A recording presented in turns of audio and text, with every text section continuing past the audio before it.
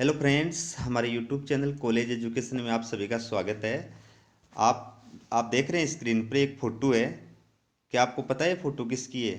दोस्तों, ये हैं भारत के पूर्व प्रधानमंत्री अटल बिहारी वाजपेयी। ठीक है। अब इनका एक कोटेशन मैंने दिया है, आप इसको ध्यान से पढ़िए।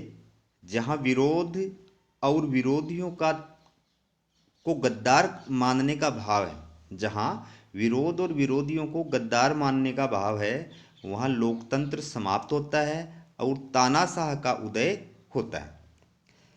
तानाशाही का उदय होता है। इस कोटेशन को आप अच्छी तरह समझिए। इस कोटेशन को समझ जाएंगे तो अपना अगला टॉपिक है उसको समझने में आपको बहुत मदद मिलेगी। तो आप देख सकते हैं ये कोटेशन जो है वो किसका है? ये कोटेशन है अटल बिहारी वाजपेयी का, जिन्होंने तानाशाही शासन व्यवस्था के बारे में कहा था कि जहाँ पर सत्ता में बैठे हुए लोगों के द्वारा अपने खिलाफ उठने वाले विरोध की आवाज़ों को और विरोध को गद्दार मान लिया जाता है, गद्दारी करार दे दिया जाता है। ठीक है। तो उस देश में फिर धीरे धीरे लोकतंत्र समाप्त होता जाता है और तानाशाही शासन व्यवस्था का उदय होने लगता है। ये किसी समय भारत के पूर्व प्रधानमंत्री अटल बिहारी वाजपेयी ने कहा था। तो इसी से रिलेटेड अपना टॉपिक है। देखिए, आज का अपना टॉपिक है अधिनायकवाद की प्रमुख विशेषताएं और अधिनायकवाद और लोकतंत्र में अंतर। ये अपना टॉपिक है। एग्जाम की दृष्टि से बहुत इंपॉर्टेंट टॉपिक है। चाहे निबंधात्मक क्वेश्चन के रूप में आ जाए, चाहे लघुतरात्मक क्वेश्चन के रूप में आ जाए, लेकिन एग्जाम में 101% जो है ये क्वेश्चन आने के चांस हैं। तो कोई भी उत्तर लिखते हैं उससे पहले भूमिका के रूप में, प्रस्तावना के रूप में 5-7 लाइन लिखते हैं। तो वो देखिए आप, मानव जाति के प्रारंभिक काल से लेकर अब तक विभिन्न प्रकार की शासन व्यवस्थाएं विद्यमान रही हैं और शासन के इन विभिन्न रूपों का मानव जाति के राजनीतिक विकास में विशेष महत्व रहा है। इस प्रकार की महत्वपूर्ण शासन व्यवस्थाओं में राजतंत्र, अधिनायक तंत्र, कुलीन तंत्र व लोकतंत्र अधिक महत्वपूर्ण है। वर्तमान समय की दृष्टि से सर्वाधिक महत्वपूर्ण शासन व्यवस्थाएं निश्चित रूप से लोकतंत्र और अधिनायक तंत्र ही हैं। अब देखिए, अधिनायक तंत्र से अभिप्राय। दोस्तों, अधिनायक तंत्र भी इसी को बोलते हैं, अधिनायकवाद भी इसी को बोलते हैं और तानाशाही शासन व्यवस्था भी इसी को बोलते हैं, निरंकुश शासन व्यवस्था भी इसी को बोलते हैं। तो एग्जाम में जो क्वेश्चन आता है वो या तो अधिनायकवाद पर आता है, या अधिनायक तंत्र पर आता है, या तानाशाही शासन पर आता है। तो सबका एक ही मतलब है। तो किसे कहते हैं? देखिए, अधिनायक तंत्र एक ऐसी शासन प्रणाली है जिसमें शासन की संपूर्ण शक्ति एक व्यक्ति के हाथ में केंद्रित रहती है। ये व्यक्ति सर्वोच्च होता है और किसी के भी प्रति उत्तरदायी नहीं होता है तथा इसके द्वारा शक्ति का अनुत्तरदायित्वपूर्ण प्रयोग किया जाता है। तो दोस्तों, अधिनायक जो होता है, अधिनायक का मतलब होता है नेता या मुखिया, नेता या मुखिया, लीडर, नायक, जिस या फिर अनियंत्रित और सर्वाधिकार संपन्न शासक। ठीक है। नेता होता है, उसके पास भी जो शक्तियां होती हैं। ठीक है। मुखिया होता है, उसके पास भी शक्तियां होती हैं। शासक जो होता है उसके पास भी शक्तियां होती हैं। लेकिन अगर वो इन शक्तियों का अपने तरीके से और प्रयोग करने लग जाए और अपने आप को ही सर्वे सर्वा मानने लग जाए, ठीक है, तो फिर वो अधिनायकवादी तानाशाही शासन व्यवस्था कहलाती है। तो तानाशाही शासन व्यवस्था या अधिनायकवादी शासन व्यवस्था एक ऐसी व्यवस्था होती है जिसमें शासन की संपूर्ण व्यक्ति शक्तियां एक ही व्यक्ति में केंद्रित होती है और वो व्यक्ति सर्वोच्च होता है और वो किसी के प्रति उत्तरदायी भी नहीं होता है और वो शक्तियों का मनमाने तरीके से, अनुत्तरदायित्वपूर्ण तरीके से प्रयोग करता है। तो ये एक विद्वान है न्यूमैन। इनका कोटेशन देखिए, डेफिनेशन दी है इन्होंने डिक्टेटरशिप शासन की।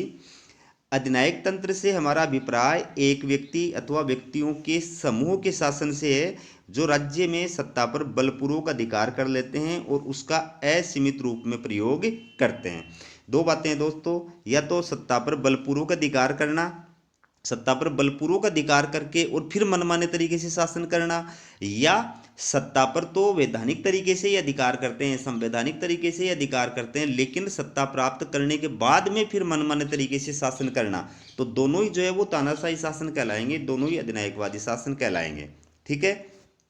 तो ये न्यूमैन की परिभाषा है। दूसरे हैं फोर्ड। इनके अनुसार देखिए, राज्याध्यक्ष द्वारा गैर कानूनी शक्ति प्राप्त करना ही अधिनायक तंत्र है। गैर कानूनी मतलब कानून के द्वारा, संविधान के द्वारा जो शासक को शक्तियां और अधिकार दिए जाते हैं, अगर वो कानून और संविधान के अकॉर्डिंग ही अपनी शक्तियों का प्रयोग करता है तो फिर उसको तानाशाह नहीं कहेंगे। लेकिन अगर वो संविधान और कानून की उपेक्षा करके और गैर कानूनी तरीके से, मनमाने तरीके से शक्तियों और अधिकारों का प्रयोग करने लग जाता है और अपने आप को सर्वे सर्वा समझने लग जाता है और संविधान और कानून को कोई महत्व नहीं देता है, तो फिर ऐसी शासन व्यवस्था को, ऐसे शासक को अधिनायक कहेंगे और ऐसी शासन व्यवस्था को अधिनायकवाद कहेंगे। तो इसके बाद देखिए, स्पष्ट है कि तानाशाही एक अवैध व अवैधानिक शासन प्रणाली होती है जिससे अपने अस्तित्व की रक्षा के लिए सदैव राज्य के भौतिक बल की अत्यधिक जरूरत पड़ती है। राज्य का भौतिक बल कौन सा? पुलिस है, ठीक है, सेना है, जो एजेंसियां होती हैं, जो सरकारी एजेंसियां होती हैं, जैसे अपने देश के उदाहरण के आधार पे आपको बताऊं तो जैसे सीबीआई है, ईडी है, ठीक है ना, और इनकम टैक्स डिपार्टमेंट है, आपकी अन्य जो एजेंसियां हैं, इस प्रकार की एजेंसियों का ये भौतिक बल के अंदर आ जाती हैं सब। ये शासन प्रणाली राज्य व शासन में भेद नहीं करती है और सत्ता के पूर्ण केंद्रीकरण में विश्वास करती है। ये व्यक्तियों व समूह की स्वतंत्रता के समान पर उनके कर्तव्यों और दायित्वों पर बल देती है। तो क्या पता चला कि तानाशाही एक ऐसी शासन व्यवस्था है, अवैध और अवैधानिक शासन व्यवस्था है। अवैध और अवैधानिक कि या तो वो गैर कानूनी तरीके से, गैर संवैधानिक तरीके से सत्ता पर अपना कब्जा करती है और फिर शासन का संचालन करती है, या वो संवैधानिक तरीके से और वोट की शक्ति के माध्यम से जनता से वोट प्राप्त करके, जनादेश प्राप्त करके फिर सत्ता पर अधिकार करती है। लेकिन सत्ता पर अधिकार करने के बाद में वो संविधान और कानून का दुरुपयोग करने लग जाती है और मनमाने तरीके से शासन का संचालन करने लग जाती है। और अभी अटल बिहारी वाजपेयी ने क्या कहा था, फिर वो क्या करती है, फिर वो विरोध और विरोधियों का दमन करने लग जाती है। वो फिर आलोचना को स्वीकार नहीं करती है और राज्य का जो भौतिक बल होता है, अभी मैंने जो बताई एजेंसियां, उन एजेंसियों का जो है मिसयूज करके और विरोध और विरोधियों का दमन करने लग जाती है। ठीक है, तो ये जो शासन प्रणाली है, ये राज्य और समाज में भेद नहीं करती है। न राज्य में राज्य, समाज और शासक तीनों को एक ही मानती है कि आप समाज की आलोचना कर रहे हो तो आप देश की आलोचना कर रहे हो, आप शासक की आलोचना कर रहे हो तो आप देश की आलोचना कर रहे हो, इस प्रकार से। और ये सत्ता का पूर्ण केंद्रीकरण करने में विश्वास करती है कि शासन की संपूर्ण शक्तियां सत्ताधारी जो होता है वो अपने पास रखता है और इसमें व्यक्ति की स्वतंत्रता के बजाय उसके कर्तव्यों और दायित्वों को ज़्यादा इंपॉर्टेंस दिया जाता है। अब देखिए तानाशाही शासन की विशेषताएं, लक्षण या सिद्धांत, सबका एक ही मतलब है। पहले है सर्वाधिकारवाद का समर्थन। देखिए अधिनायक तंत्र सर्वाधिकारवाद का समर्थन करता है और इसके लिए वह सत्ता के पूर्ण केंद्रीकरण में विश्वास करता है। इस प्रकार अधिनायक तंत्र निरंकुश शासन की स्थापना करता है। इस संदर्भ में अधिनायक तंत्र के प्रमुख लक्षण इस प्रकार से हैं। तो अधिनायकवादी जो शासन व्यवस्था होती है वो कैसी शासन व्यवस्था होती है? सर्वाधिकारवादी शासन व्यवस्था होती है कि शासक जो होता है वो अनियंत्रित और सभी प्रकार के अधिकार, सर्वाधिकार में सभी प्रकार के अधिकार और शक्तियों का मनमाने तरीके से प्रयोग करता है और शासन की संपूर्ण शक्तियां वो अपने हाथों में रखता है। वो जो निर्णय करता है वही लागू होता है। उसके निर्णय को कोई चुनौती या चैलेंज नहीं कर सकता है। अगर चुनौती देता है, चैलेंज करता है, तो फिर वो क्या है, चैलेंज और चुनौती देने वाले को, मतलब उसका विरोध करने वाले को सहन नहीं करता है और उसके खिलाफ एन के एन प्रकरण जो है आरोप लगा करके उसको जेल में डालने का प्रयास करता है। तो अधिनायकवादी शासन व्यवस्था सर्वाधिकारवाद में विश्वास करती है। तो इसके अंदर क्या क्या बातें आती हैं देखिए, समाज, शासन और राज्य में भेद नहीं। देखिए अधिनायक तंत्र समाज, शासन और राज्य में कोई अंतर नहीं करता है, अतः एक ही समस्त शक्तियों का प्रयोग शासक द्वारा किया जाता है। अतः राज्य की समस्त शक्तियों का प्रयोग शासक द्वारा किया जाता है और शासन व्यक्ति के सामाजिक जीवन में भी पूर्ण हस्तक्षेप करता है। तो अधिनायकवादी जो शासन होता है वो सर्वाधिकारवादी होता है। किस रूप में होता है कि वो समाज, शासन और राज्य तीनों को एक ही मानता है। कि आप सरकार की आलोचना कर रहे हो तो ये मानते हैं कि वो देश की आलोचना कर रहा है। अगर आप राज्य के, आप मतलब सरकार की आलोचना कर रहे हो तो ये मानते हैं कि वो देश की आलोचना कर रहा है। तो वो अपने आप को ही देश मानता है, देश को ही अपने आप समाज मानता है, इस प्रकार से। ठीक है, और इस सामाजिक जीवन में, व्यक्ति के जीवन में वो पूरा इंटरफेयर करने लग जाता है। क्या पहनना है व्यक्ति को, क्या खाना है, ठीक है ना, अगर आप ये खा रहे हो तो फिर आपके खिलाफ विरोध करने लग दिया जाएगा, आप ये पहन रहे हो तो आपके पहनावे पर, आपके खाने पीने को लेकर के देश में माहौल जो है उसको बिगाड़ने का प्रयास किया जाएगा, उसको मुद्दा बना करके और देश के अंदर जो है सांप्रदायिक विद्वेष पैदा करने का प्रयास किया जाता है। अगला जो है वो है सावयव सिद्धांत में आस्था। देखिए, अधिनायक तंत्र राज्य को एक शरीर मानता है और व्यक्ति को उसका अंग मानता है। ठीक है, इस प्रकार वह राज्य को साध्य और व्यक्ति को साधन मानता है। अतः अधिनायक तंत्र में व्यक्ति की स्वतंत्रता का अंत कर दिया जाता है। तो अधिनायकवादी जो शासन व्यवस्था होती है ये सावयव सिद्धांत में विश्वास करती है। ये कहती है कि जिस प्रकार से शरीर के जो अंग हैं उनका अंग शरीर के साथ जुड़े हुए होने से ही अस्तित्व है, महत्व है, उसी प्रकार से राज्य भी एक मानव शरीर के समान शरीरधारी प्राणी है। तो उसके अंदर रहने वाले जितने भी व्यक्ति हैं, संगठन है, संस्थाएं हैं, वो सब जो है वो राज्य के साथ जब तक है तभी तक उनका महत्व है। राज्य से पृथक उनका कोई महत्व और कोई अस्तित्व नहीं है। इसलिए ये व्यक्ति को इम्पोर्टेंस नहीं देता है, राज्य को इम्पोर्टेंस देता है और राज्य को साध्य मानता है और व्यक्ति को साधन मानता है। और इस वजह से व्यक्ति की सभी प्रकार के अधिकार और स्वतंत्रताओं को इसमें उतना इम्पोर्टेंस नहीं दिया जाता है जितना राज्य को, मतलब शासक अपने आप को इम्पोर्टेंस देता है। फिर है जनमत निर्माण के साधनों पर नियंत्रण। देखिए, अधिनायक तंत्र विचारधारा की स्वतंत्रता में विश्वास नहीं करता है, अपितु वह अपनी राजनीतिक विचारधारा को ही पूर्ण एवं एकमात्र सत्य मानता है। अतः अपनी विचारधारा के प्रसार के लिए और अन्य विचारधाराओं के विरोध के लिए उसके द्वारा शिक्षा, साहित्य, प्रेस, रेडियो, सिनेमा आदि जनमत निर्माण के सभी साधनों पर नियंत्रण रखा जाता है। तो अधिनायकवादी शासन व्यवस्था में क्या होता है कि जो जनमत निर्माण के साधन हैं, जैसे समाचार पत्र हैं, मीडिया है और आजकल सोशल मीडिया है, तो इन सब साधनों पर तानाशाह जो शासक होता है वो अपना कंट्रोल रखता है। टीवी चैनलों पर वही चीज़ दिखाई जाती है जो तानाशाह चाहता है, वही हेडिंग चलाई जाती है जो तानाशाह चाहता है। किस घटना को कवर करना है, किस घटना को नहीं कवर करना है, ये सब कुछ उसके द्वारा तय किया जाता है। और जो मीडिया चैनल, जो पत्रकार उसका विरोध करते हैं, ठीक है, उनको उस चैनल से निकलवा दिया जाता है या उनको हटवा दिया जाता है। तो जनमत निर्माण के जितने भी साधन होते हैं उन सब पर जो है वो सरकार का कंट्रोल होता है। अगली जो विशेषता है वो देखिए, एक दल और एक नेता। देखिए, अधिनायकवाद एक दलीय राज्य में विश्वास करते हैं तथा स्वयं से संबंधित राजनीतिक दल के अतिरिक्त अन्य राजनीतिक दलों के अस्तित्व को स्वीकार नहीं करते। इसके साथ इसमें एक ही व्यक्ति आवश्यक रूप से सर्वोच्च नेता होता है जिसे सभी बातों के संबंध में अंतिम निर्णायक शक्ति होती है और उसके शब्द ही कानून होते हैं। तो अधिनायकवादी शासन व्यवस्था में एक ही दल होता है, एक ही नेता होता है।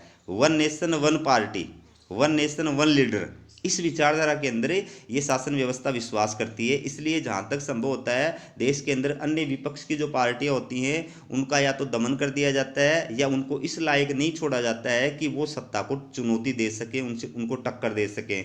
विपक्ष के जो नेता होते हैं उसको भी इस प्रकार से मतलब कंट्रोल किया जाता है एन केन प्राकरण सत्ता का मिसयूज करके कि या तो वो जेल में डाल दिए जाते हैं या वो इतने मजबूर और कमज़ोर बना दिए जाते हैं कि वो सत्ता को चुनौती देने लायक नहीं रहते हैं। जिस समाज के अंदर, देश के अंदर उनकी इमेज जो है वो इस प्रकार की बना दी जाती है कि वो भ्रष्ट हैं, वो इस प्रकार के हैं। ठीक है, अगली जो विशेषता वो देखिए, विरोध का उग्र दमन।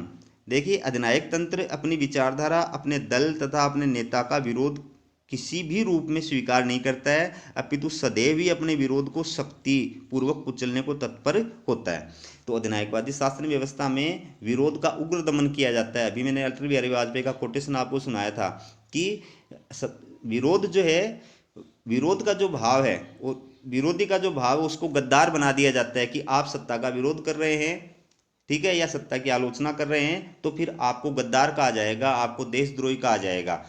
ठीक है, और अपने खिलाफ उठने वाली जनता की आवाज़ों को दबा दिया जाता है। पुलिस के माध्यम से जो है आपके आंदोलनों को, आपकी बातों को दबा दिया जाता है। अगर आप आंदोलन करते हैं, सरकार को चुनौती देते हैं, उसके किसी गलत कार्य का विरोध करते हैं तो सरकार के अंदर बैठे हुए लोग, सरकार के जो लोग होते हैं, सरकार जो होती है वो आपके आंदोलनों को बदनाम करने के लिए भी हर संभव हथकंडे अपनाती है, हर संभव प्रयास करती है। इसके बाद देखिए, लोकतंत्र का विरोध। देखिए, अधिनायक तंत्र के आधारभूत सिद्धांत लोकतंत्र से एकदम भिन्न व विपरीत हैं। अतः ये लोकतंत्र की निंदा और विरोध करता है। अधिनायकों और उनके समर्थकों के अनुसार लोकतंत्र एक सड़ा हुआ शव है और संसद केवल बकवास की दुकानें। तो अधिनायकवादी शासन व्यवस्था लोकतांत्रिक शासन की विरोधी होती है, ये उसका विरोध करती है, क्योंकि लोकतांत्रिक शासन व्यवस्था तो व्यक्ति को महत्व देता है, स्वतंत्रता, अधिकार और समानता, इन चीज़ों को महत्व देता है, ठीक है। लेकिन लोकतांत्रिक शासन व्यवस्था तो जो है वो अपने आप को ज़्यादा इम्पोर्टेंस देती है, वो राज्य को ज़्यादा इम्पोर्टेंस देती है, अपने आप को राज्य मानती है, और ये कहती है कि भाई मैं जो कहता हूँ वही सही है, ऑल इज वे, मतलब बॉस इज ऑलवेज राइट, कि शासक जो कहता है वो हमेशा सही है, कोई भी उसका विरोध नहीं कर सकता। जबकि लोकतंत्र में तो जनता को विरोध करने का अधिकार है, तो विरोध को तो वो सहन कर ही नहीं सकते, इसलिए वो लोकतांत्रिक शासन व्यवस्था का विरोध करते हैं। और अधिनायकवादी जो समर्थक लोग होते हैं वो लोकतंत्र को क्या बोलते हैं, सड़ा हुआ सब है। और लोकतांत्रिक जो संस्थाएं हैं जैसे संसद है, तो उसको क्या बोलते हैं कि ये तो बकवास करने वालों की दुकानें हैं। अगली अगली जो विशेषता है वो उग्र राष्ट्रवाद में विश्वास। देखिए, अधिनायकवाद में उग्र राष्ट्रवाद का भाव होता है शासक वर्ग जनता को अपने पूर्ण नियंत्रण में बनाए रखने के लिए उनमें राष्ट्र के प्रति प्रेम की भावना को भड़काकर उसे चरम सीमा तक पहुंचा देते हैं। इसमें अपनी जाति, संस्कृति, देश और उसकी व्यवस्था का यशोगान किया जाता है और दूसरे देशों को तुच्छ और हीन सिद्ध करने की कोशिश की जाती है।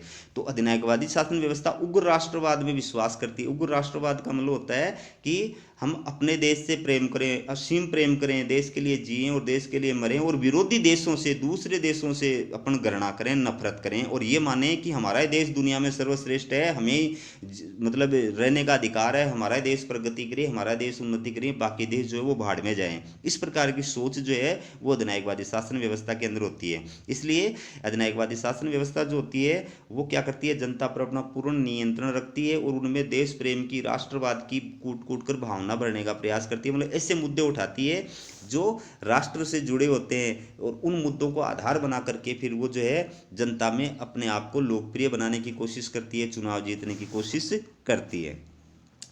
अगला देखिए, अगला है अंतर्राष्ट्रीय जनमत की उपेक्षा। देखिए, अधिनायक तंत्र राष्ट्रीय हित की रक्षा एवं वृद्धि के लिए विदेश नीति का संचालन कठोरतापूर्वक करता है और आवश्यकता पड़ने पर अंतर्राष्ट्रीय जनमत एवं संस्थाओं की उपेक्षा करता है, ठीक है। तो अधिनायकवादी जो शासन व्यवस्था होती है ये विदेश नीति को भी कठोरतापूर्वक संचालित करती है। विदेश नीति के अंदर क्योंकि ये राष्ट्र को, अपने देश को ही महत्व देती है, इसलिए दूसरे देशों का दमन करना, उन पर अत्याचार करना या उनके अधिकारों का हनन करना, इन चीज़ों को इनके नज़र में कोई महत्व नहीं होता है। अब दोस्तों है अधिनायक तंत्र तथा लोकतंत्र में अंतर। ये 2 नंबर का क्वेश्चन भी आ सकता है, ये 5 नंबर का क्वेश्चन भी आ सकता है। निबंधात्मक क्वेश्चन तो आपको पढ़ा ही रहा हूँ मैं।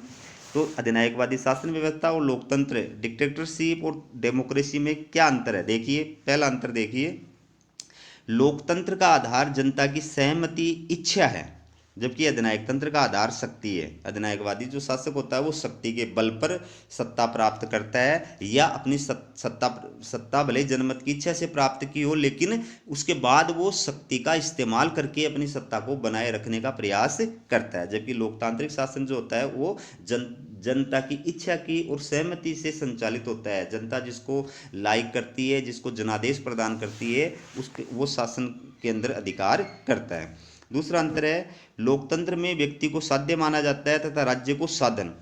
अंतर देखिए, अधिनायक तंत्र में व्यक्ति को साधन माना जाता है और राज्य को साधन, ठीक है। तो लोकतांत्रिक शासन व्यवस्था व्यक्ति को महत्वपूर्ण मानती है, जबकि अधिनायकवादी शासन व्यवस्था व्यक्ति को साधन मानती है और राज्य को साध्य। फिर है तीसरा अंतर, लोकतंत्र स्वतंत्रता, समानता और बंधुत्व पर आधारित है, यह, जबकि अधिनायक तंत्र अनुशासन, आज्ञापालक और दमन पर आधारित होता है। चौथा अंतर है, इसमें राजनीतिक दलों के अस्तित्व को स्वीकार किया जाता है और विरोधी दल होते हैं। लोकतांत्रिक शासन व्यवस्था में तो राजनीतिक दलों के अस्तित्व को स्वीकार किया जाता है और विरोधी दल होते हैं, क्योंकि राजनीतिक दलों के बगैर और विरोधी दलों के बगैर तो लोकतांत्रिक शासन व्यवस्था कार्य कर ही नहीं सकती, ठीक है। लेकिन अधिनायकवादी शासन व्यवस्था देखिए, इसमें एक दल का शासन होता है और विरोध तथा विरोधी दलों को कोई स्थान नहीं होता है। तो अधिनायकवादी शासन व्यवस्था में एक दल का शासन होता है, और अगर एक से ज़्यादा पार्टियों का शासन होता है तो भी क्या होता है कि जो अधिनायकवादी शासक होता है वो क्या करता है, वो कोशिश ये करता है कि 1 नेशन 1 पार्टी, 1 लीडर 1 नेशन। तो वो विरोधी जो दल हैं, विरोधी दल के जो नेता हैं, उनको किसी भी प्रकार से दबाने का, कमज़ोर करने का प्रयास करता है। उसके लिए वो अपनी एजेंसियों का मिसयूज करके और जनता में उनकी छवि किसी भी प्रकार से खराब करने की कोशिश करता है, ताकि धीरे धीरे बाकी जो पार्टी हैं उनके नेता जो है वो समाप्त हो जाएं और उसको कोई चुनौती देने वाली सत्ता नेता उस देश में दूसरा न रहे। अगला जो अंतर है वो लोकतंत्र में कानून का शासन होता है, जबकि अधिनायक तंत्र में स्वेच्छाचारिता का शासन होता है। लोकतांत्रिक शासन व्यवस्था तो कानून के अनुसार चलती है, लेकिन अधिनायकवादी शासन व्यवस्था अधिनायक की इच्छा अनुसार चलती है। अधिनायक जो चाहता है वही कानून है। ठीक है। अगला अंतर है छठा, लोकतंत्र में प्रचार के माध्यमों का इस तरह प्रयोग किया जाता है कि जनता को सार्वजनिक विषयों पर समाचार मिलते रहें, जिससे नागरिक विवेकपूर्ण निर्णय ले सके। जबकि अधिनायकवाद में क्या होता है, इसमें प्रचार के माध्यमों का प्रयोग सत्तारूढ़ दल और उसके नेता के विचारों के लिए किया जाता है। स्वतंत्र प्रेस का इसमें कोई स्थान नहीं होता है। तो लोकतांत्रिक शासन व्यवस्था में प्रेस जो होती है वो पूरी तरह से स्वतंत्र होती है, और जो प्रेस के साधन वो संचार के जो साधन होते हैं उनमें समाचार जो इस है वो इस प्रकार से दिखाए जाते हैं कि उससे जनता को राजनीतिक शिक्षण मिल सके, देश के बारे में जानकारी मिल सके। ठीक है। और उनको देख करके नागरिक अपने विवेक से स्वयं निर्णय ले सके। जबकि तानाशाही शासन व्यवस्था में क्या होता है, जनसंचार के जो साधन है, सोशल मीडिया है, मीडिया, उन सब पर सरकार का कंट्रोल होता है, तानाशाह का कंट्रोल होता है। और उसमें वही चीज़ दिखाई जाती है जो तानाशाह को पसंद है। तानाशाह की आलोचना करने वाली, निंदा करने वाली स्टोरी जो है, हेडलाइंस, वो उसमें नहीं दिखाई जाती हैं, और इसमें प्रेस स्वतंत्र नहीं होती है। अगला जो अंतर है वो है, इसमें सरकार उत्तरदायी होती है, जबकि अधिनायकवादी शासन में सरकार उत्तरदायी नहीं होती है। तो लोकतांत्रिक शासन व्यवस्था में तो सरकार जो होती है वो संविधान के प्रति और देश की जनता के प्रति उत्तरदायी होती है, लेकिन तानाशाही शासन व्यवस्था में सरकार उत्तरदायी नहीं होती है। ठीक है। और लास्ट अंतर है, लोकतांत्रिक सरकार नमनीय होती है, उसे परिस्थितियों के अनुसार बदला जा सकता है, जबकि इसमें तानाशाही में, इस शासन में अनमनीय होता है, ये शासन नमनीय होता है। तानाशाही व्यवस्था में शासन को अवसर के अनुकूल बनाने की कोई संस्थागत व्यवस्था नहीं होती है। ठीक है। तो ये लोकतांत्रिक और तानाशाही शासन व्यवस्था में अंतर है। दोस्तों, आशा आपको वीडियो पसंद आया होगा। अगर वीडियो पसंद आए तो वीडियो को लाइक करें, शेयर करें और चैनल को सब्सक्राइब करें। हमारा वीडियो देखने के लिए आपका बहुत बहुत धन्यवाद।